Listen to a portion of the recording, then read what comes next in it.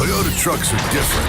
Tacoma is built for your life's adventures. Dependable day in and day out for weekend warriors and as a die-hard work truck. Tacomas also do better when it comes to fuel costs. Now's the time to buy right. Toyota trucks are different.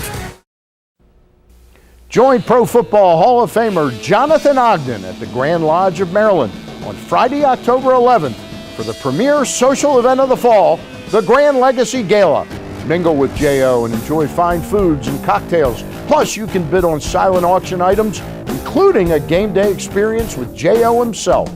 Go to grandlegacygala.com now for all the details.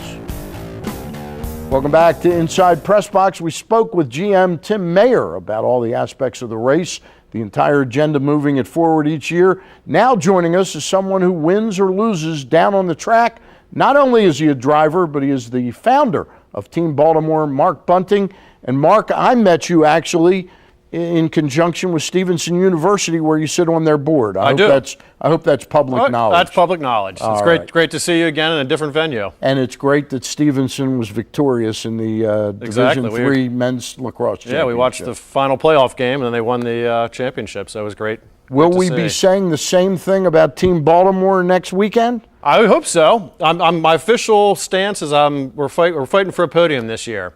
So it's everything came together very last minute, but I'm honestly happy just to be in the race. I've raced full time up until about 2008, and then when the Baltimore Grand Prix came about, I started really got my interest going again to try to participate in the race. So I'm happy to be a local participant. My ultimate goal is to be on the podium, but I'm going to be happy to race around the streets of Baltimore. Now, but you're a team owner. Do most team owners actually drive? Did they drive at one point? Yeah, there are some team owners that drive, and probably the more of them drove earlier in their career and then retired into the ownership position. And that's I raced full time until 2008, and then lost my full time ride, and went back into the business world and was working. And then when an opportunity like this came along, I created Team Baltimore to try to get out and race in the Baltimore race. Now, the older you get, they always say this is a young man's game about anything. Publishing a newspaper is a young man's game. Selling insurance is a young man's game. Is there some truth to that? And I'm not saying you're old, but is there some truth to it being a game more for the guys in their 20s and gals? Yeah, I think there's definitely an argument for that. There certainly experience pays off, especially on a street course where there's not much margin for error. And if you make a mistake, you're going to hit the wall and you're not going to finish the race. You're certainly not going to win the race. So it's a combination. I think the young kids are, they might be willing to push a little harder and might go for that gap, whereas I might hold back and be a little bit more patient. So I still think there's checks and balances for both. Yes, but I believe I'm still young enough to be competitive. All right. Now, how about your partner there, Kiefer? Kiefer's my partner with Team Baltimore Racing. Right. So actually, now, does he still drive, Kiefer? Kiefer does not drive. Okay. Kiefer helps with the sponsors and putting the team together and really handling a lot of the logistics and making sure everything runs smoothly, so I don't have to worry about a lot of those details and I can focus on the track and the race car. Now, the fact that this is local, it kind of got you going to want to compete locally. Are there a lot of distractions because it's local? Yes. This is probably one of the family wanting tickets and different. Yeah, there's family and sponsors and friends, and so yeah. Honestly, it's probably one of the more difficult races from that aspect. Once I get in the car, I'm happy because I can forget about all that stuff and focus on driving. But yeah, I have a lot of friends and family, and it makes it more complicated. Now, we just spent 5-6 minutes talking to Tim about a lot of the agenda involved with the race.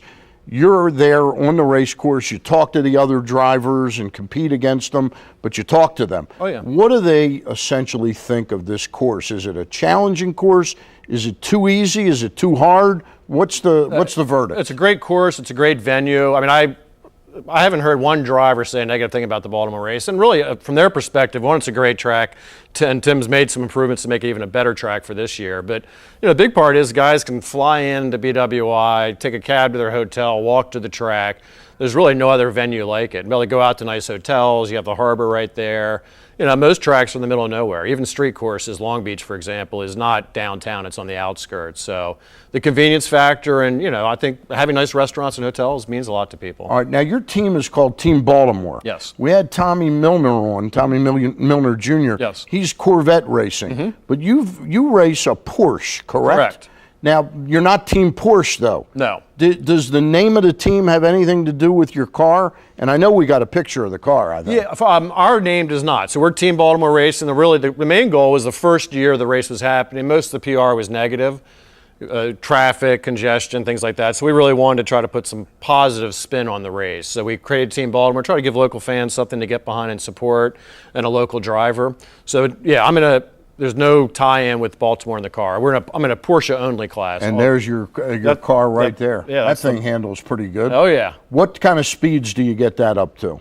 We, last year, before they put the chicane in, we were doing about 165 down Pratt Street, and it slowed down to probably 155 after the chicane was put in. I think they're going to have a new design this year, which should actually allow us to carry a little more speed down Pratt Street. So I think we'll be right around the same, 160-ish. We did, PressBox about 5 years ago, did a magazine on the 50th anniversary of Daytona. Okay. And I interviewed Richard Petty in conjunction with that. We got about 30 seconds. I asked him, what's it like when your wife or girlfriend or a relative says, hey, can you run to the grocery store and get me something? Sure. What's it like driving 25 miles an hour for you? It takes a lot of patience. I just got a speeding ticket the other day driving home from work, so it reminded me I need more patience. All right.